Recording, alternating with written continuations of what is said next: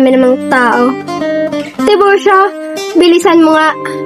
O kayong mga hampas lupang Indio, hindi pa kayo magbibigay galang sa akin. Hindi niyo ba ako nakikilala? Ako ay isang mayaman, matalino, magandang babae na dumadaloy sa aking gat ay isang Kastila.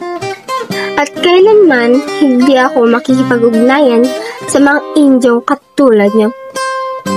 Ako, si Doña Victoria de las Reyes de Espanta. Pagmasdan niyo ang koloretes aking mukha at ang aking buhok na tila para lamang sa isang mestiza. Kaya kayong mga Indyong sing-itim ng Ada, dapat igalang niyo ako. Naalala ko nung bata pa ako, maramihan ng ligaw at tumangha sa aking kaganda.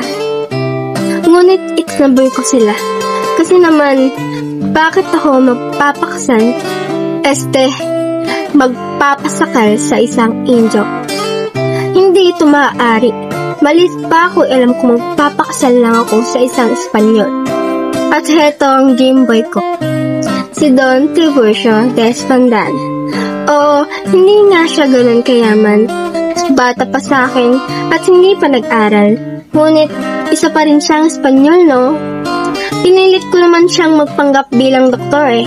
Ngayon na ako'y asawa ng isang doktor, nakakamit ko na rin ang pinakamimiting alta syudad.